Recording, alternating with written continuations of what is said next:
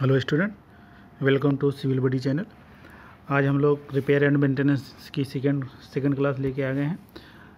तो आज का हमारा पहला क्वेश्चन है, क्या है, किसी सामग्री की गुणवत्ता को निर्दिष्ट करने के लिए किस कोड का उपयोग किया जाता है। जो भी हम मटेरियल्स वगैरह यूज करते हैं उसका कौन सा कोड हम यूज करते हैं। ठीक है, तो ISO कोड, ISSC कोड या IS कोड या इनमें से कोई नहीं। जो हम गुणवत्ता के लिए जो हम कोड यूज करते हैं वो हमारा कौन सा कोड है, IS code, Indian standard code हम यूज करते हैं। ठीक है, तो हमारा पहले का ऑप्शन कौन सा है, पहले का C is the right answer. चलते हैं दूसरे क्वेश्चन की तरफ।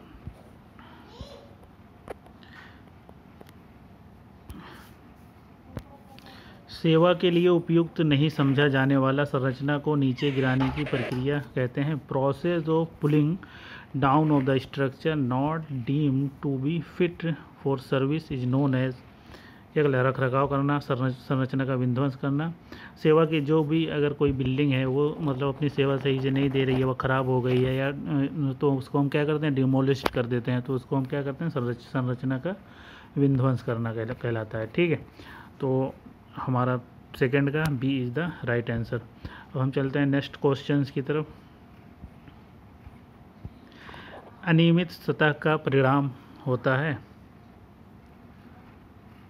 अनियमित सतह का मतलब क्या होता है, इरेगुलर सरफेस है। अगर इरेगुलर सरफेस है तो उसका क्या परिणाम होगा, उसका जो परिणाम होता है तो उसकी वजह से क्या होता है, इरेगुलर सरफेस है तो वहाँ पे क्या डेवलप होता है, वहाँ पे कैविटी डेवलप हो जाता है। ठीक है, इरेगुलर सरफेस कौन सा होगा, कई सरफेस आपका ऐसे ऐसे है तो यहाँ पे क्या होगा, यहाँ पे क्या होगा, कैविटी होने के चांसेस बहुत ज़्यादा रहेंगे। तो हमारा गुही कायन बोलते हैं कैविटी को, तो वहाँ पे कैविटी, क्योंकि यहाँ पे जो है पानी का फ्लो जो होता है, यहाँ पे पानी क्या करेगा, यहाँ पे वाटर रुक जाएगा तो इसकी वजह से यहाँ पे क्या होगा, कैविटेशन के चांसेस बढ़ जाएंगे। तो हमारा थर्ड का कौन सा ऑप्शन होगा, थर्ड का option number A is the right answer. ठीक है, और ऑप्शन नंबर बी देख लेते हैं। बी हमारा दरारें करें कि ये शब्द तो होगा नहीं, डी इनमें से कोई नहीं, तो हमारा कौन सा होगा, cavitation is the right answer. तो हम चलते हैं क्वेश्चन नंबर 4 की तरफ। संकुचन के कारण होता है, संकुचन जो होता है, संकुचन का क्या मतलब होता है, इंग्लिश वाले बच्चे समझे, श्रिंकेज जिसे हम बोलते हैं। संकुचन का क्या कारण होता है, संकुचन किस में होता है, जहाँ पे कॉन्क्रीट्स वगैरह जो हमारी श्रिंकेज कर जाती है वो किसकी वजह से कर जाती है, वहाँ पे अगर या तो धूप की अधिकता कारण या कॉन्क्रीट से नमी की कमी या लोहे की छड़ों में जंग लगना, या अगर जो कॉन्क्रीट होती है, अगर कॉन्क्रीट में हम नमी नहीं है, उसमें कॉन्क्रीट में नमी नहीं है, अगर वाटर उसमें एयर वावेड जो है वाटर से नमी बहुत कम है तो वहाँ पे क्या हो जाएगा, जब वाटर वहाँ से रिमूव हो जाएगा तो वो जो है जगह कौन सी ले लेगी, कॉन्क्रीट ले लेगी, तो वहाँ पे कॉन्क्रीट का क्या हो जाएगा, श्रिंक कर जाएगा, उसका वॉल्यूम थोड़ा सा क्या हो जाएगा, वहाँ पे संकुचन कर जाएगा, कम हो जाएगा। ठीक है, तो यहाँ पे जो है कॉन्क्रीट की नमी के कारण श्रिंकेज होता है कॉन्क्रीट में। ठीक है, तो हमारा B is the right answer होगा। तो हम चलते हैं नेक्स्ट क्वेश्चन की तरफ। किस प्रकार के निरीक्षण में हम आमतौर पर संरचना के अस्तित्व की जांच करते हैं। अस्तित्व की जांच का मतलब क्या होता है, स्टेबिलिटी। अगर हमें संरचना की पता करनी है, हम किस बेस पे पता करते हैं। स्टेबिलिटी की जांच कर लोड बेस्ड, पीरियोडिक बेस्ड या विफलता फेल्यूर बेस्ड। संरचना का अगर हम स्टेबिलिटी चेक करेंगे, कैसे चेक करेंगे स्टेबिलिटी, आप लोगों को पता होगा। स्टेबिलिटी चेक करने के लिए डायरेक्ट सी बात है, उसमें लोड लगा के चेक करेंगे, तो हम इस पर क्या है, लोड आधारित ठीक हम देखते हैं। ठीक है, जैसे हम कॉन्क्रीट स्ट्रक्चर, कॉन्क्रीट टेक्नोलॉजी में हम क्या करते हैं, वहाँ पे जो हम क्यूब वगैरह टेस्ट करते हैं, कैसे करते हैं, उस पर लोड लगाते हैं, तो वहाँ पे लोड बेसिस पे ही हम करते हैं। ठीक है, स्टेबिलिटी का हम पता लगाते हैं कितना स्टेबल है हमारा स्ट्रक्चर। तो और अब हम चलते हैं नेक्स्ट क्वेश्चन की तरफ। क्वेश्चन नंबर 6 क्या है, संरचना के मूल्यांकन में पहला और सबसे महत्वपूर्ण एकल प्रयास है पुनर्वास से पहले। जो भी हम संरचना का अगर हमें मूल्यांकन करना है, मूल्यांकन में पहला और सबसे महत्वपूर्ण एकल प्रयास पुनर्वास से पहले हम क्या करते हैं, लोड बेस्ड आधारित पीरियोडिक बेस्ड या फिर हमारा या फिर है फेल्यूर बेस्ड या प्रारंभिक प्रकार का निरीक्षण। सर जो भी हम स्ट्रक्चर्स वगैरह जो बना रहे हैं उसका मूल्यांकन करने से पहले हम क्या करेंगे, उसमें जो है सबसे पहले लोड बेस्ड डायरेक्ट हम लोड की टेस्टिंग तो नहीं करेंगे, पीरियोडिक बेस्ड भी नहीं करेंगे, फेल्यूर बेस्ड भी नहीं करेंगे, क्योंकि संरचना हमारा तैयार ही नहीं है। तो हम प्रारंभिक प्रकार का परीक्षण preliminary estimate preliminary type inspection हम क्या करेंगे वहाँ पे करेंगे। अब हम चलते हैं नेक्स्ट क्वेश्चन की तरफ।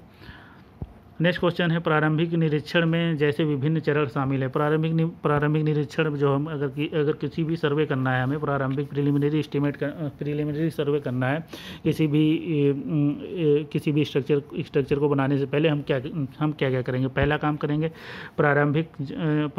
प्रासंगिक जानकारी इकट्ठा करना। पहले हम जहाँ पे स्ट्रक्चर हमारा बनने वाला है वहाँ की हम क्या आसपास की जानकारी इकट्ठा करेंगे, उस जगह की जानकारी इकट्ठा करेंगे, समस्याओं की पहचान करें, और अगर वहाँ पे कोई समस्या आ रही है तो उस समस्या को हम क्या करेंगे, पहचान कर लेंगे, ठीक है, ये समस्या इसकी वजह से आ रही है, और संभावित कारणों का निर्धारण, और ये जो समस्या आ रही है वो किस कारणों की वजह से आ रही है उसका हम निवारण करेंगे।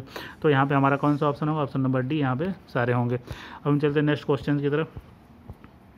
क्वेश्चन नंबर 8 है कौन सा विस्तृत निरीक्षण का प्रकार नहीं है। कौन सा विस्तृत निरीक्षण का प्रकार नहीं है। विस्तृत निरीक्षण फाइनल सर्वे का प्रकार नहीं है। परिसीमन सर्वेक्षण, डिलिमिटेशन सर्वे या क्रैक सर्वे या हाफ सेल पोटेंशियल, ठीक है।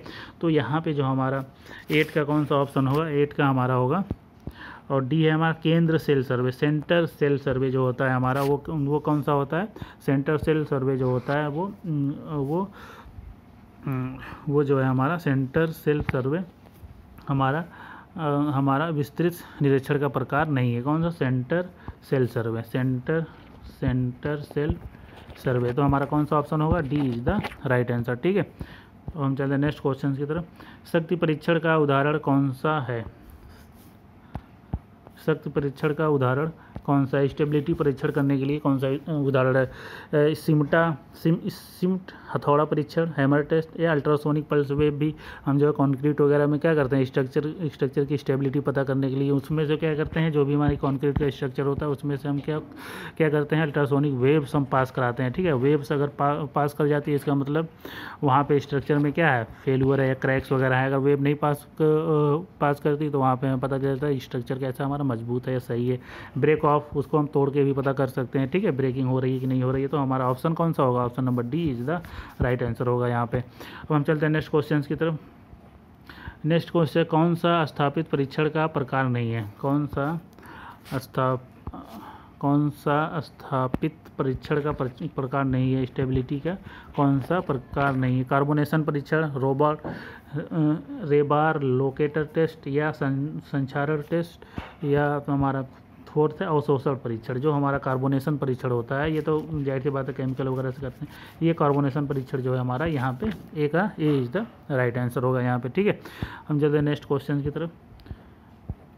नेक्स्ट क्वेश्चन क्या कहते हैं, कंक्रीट की गुणवत्ता के मामले में एक अच्छी परत के लिए लगभग रिबाउंड संख्या, जो रिबाउंड हैमर टेस्ट होता है उसकी संख्या कितनी होनी चाहिए। उसकी संख्या जो होती है 30 to 40 होनी चाहिए, ठीक है। तो 11 का ए इज द राइट आंसर होगा। अब हम चलते हैं किस प्रकार का परीक्षण कंक्रीट की शक्ति स्ट्रेंथ का आकलन करने का एक सीधा तरीका है। एक डायरेक्ट टेस्ट कौन सा है जो हम कंक्रीट का स्टेबिलिटी हम पता करते हैं। तो अर्धकोशिका विभव मापी परीक्षण, या कार्बोनेशन परीक्षण, या पुल ऑफ टेस्ट, या कोर टेस्ट। तो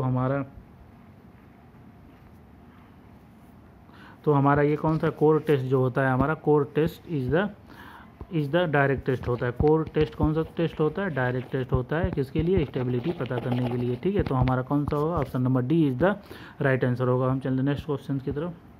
नेक्स्ट क्वेश्चन है अपर्याप्त कंपन, इनएडिक्वेट वाइब्रेशंस। अगर वाइब्रेशन बहुत ज़्यादा हो रही है हमारे स्ट्रक्चर में तो उसका क्या कारण हो सकता है। एक तो झरझरा हो जाएगा, जो भी स्ट्रक्चर होगा, पोरस हो जाए बहुत ज़्यादा, क्योंकि स्ट्रक्चर जो भी है उसमें बहुत ज़्यादा वाइब्रेशन अगर हो रहा है, हिल रहा है, तो उसमें क्या होगा, उसमें पोरस की संभावना बढ़ जाएगी। या हनीकॉम्ब हनीकॉम्ब जॉइंट हो जाएगा।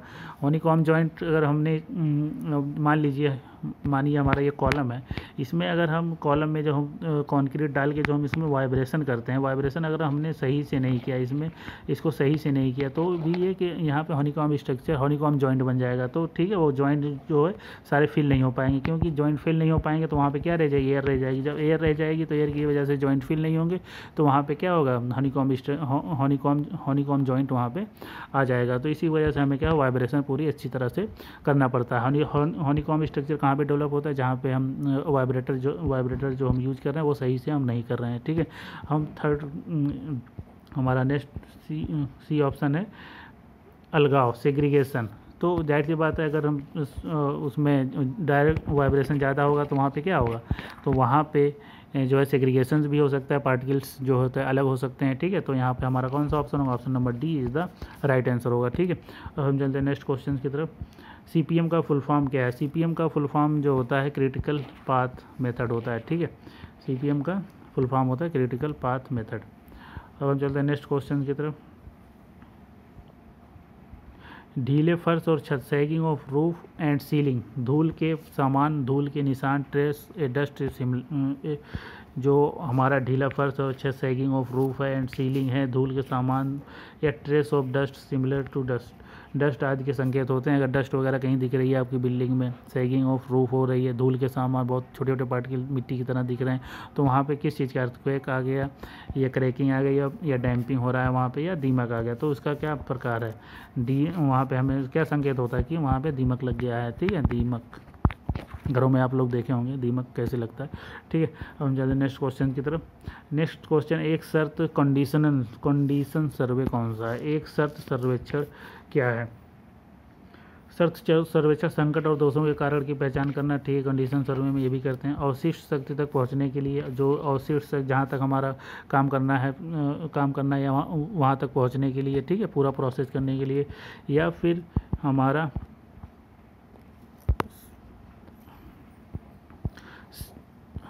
सी कौन सा है, इसके पुनर्वास की आकलन करना। ठीक है, इसका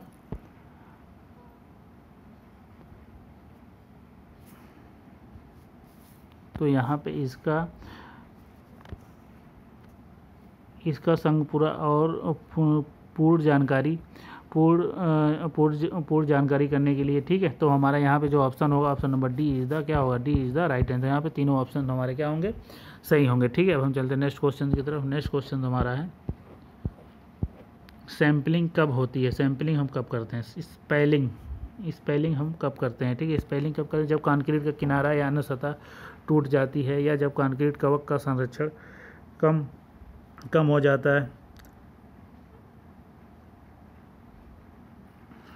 सैम्पलिंग हम कब करते हैं, स्पेलिंग कब करते हैं? जब हमारे स्ट्रक्चर में क्या होता है, हनीकॉम्ब यहाँ पे जो होता है स्ट्रक्चर, जब हमारे स्ट्रक्चर में फ्रीज एंड थाविंग की समस्या आ जाती है, मतलब कभी स्ट्रक्चर हमारा फ्रीज हो जाता है, या कभी स्ट्रक्चर का हमारा पिघलना या फिर पिघलना, या कभी उसका जो है थाविंग या उसका वॉल्यूम इंक्रीज करना। तो उसकी वजह से क्या होता है, और सैम्पलिंग हम स्पेलिंग बोलते हैं उसको। स्पेलिंग कब होती है? जब कंक्रीट का किनारा या अनुसतह टूट जाती है, जब ये कभी फूलेगा और कभी सिकुड़न होगा और कभी फूलेगा, तो क्या होगा, वहाँ पे कंक्रीट का जो स्ट्रक्चर होगा वो वहाँ पे क्या हो जाएगा, वो क्या करेगा, क्रैक हो जाएगा या वहाँ से निकल जाएगा, तो उसको क्या कर देंगे, वो टूट जाएगा। ठीक है, तो जब कंक्रीट का किनारा या अन्य सतह टूट जाता है तो वहाँ पे स्पेलिंग बोलते हैं उसको। ठीक है, तो हमारा 17 का कौन सा ऑप्शन होगा, option number A is the right answer होगा। ठीक है, अब हम चलते हैं नेक्स्ट क्वेश्चन की तरह। UPV का फुल फॉर्म क्या है? अल्ट्रासोनिक पल्स वेग, या हमारा है सामान पल्स वेग, या यूनिवर्सल पल्स वेग, या अल्ट्रासोनिक पल्स वेग। जो हमारा कौन सा ऑप्शन है, UPV का फुल फॉर्म जो होता है अल्ट्रासोनिक पल्स वेव। ठीक है, पल्स वेग, अल्ट्रासोनिक पल्स वेलोसिटी। 18 का A is the right answer. अब हम चलते हैं, कौन सा उपकरण सटीक निर्धारण को सक्षम बनाता है? मौसम की दरार अपनी सीमा से अधिक है। अगर मौसम जहाँ पे क्या है, मौसम की दरार जहाँ पे बारिश वगैरह क्या होती है, वेदर्स बहुत ज़्यादा है और वहाँ पे क्या होगा, वेदर्स क्रैक्स आ जाते हैं मौसम की वजह से, तो बारिश हो रही है तो उसको, उस क्रैक को हम क्या बोलते हैं। अगर वेदर क्रैक्स का जो होता है 0.2 mm से लेके 0.3 mm से क्रैक अगर ज़्यादा है तो हम वहाँ पे कौन सा मेथड से यूज करके उस क्रैक का हम पता लगाएंगे।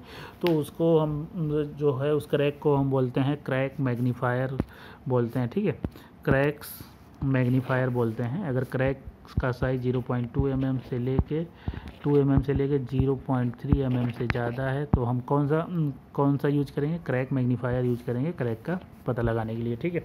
तो हमारा 18 का right answer is B is the right answer. तो हम चलते हैं नेक्स्ट क्वेश्चन की तरफ।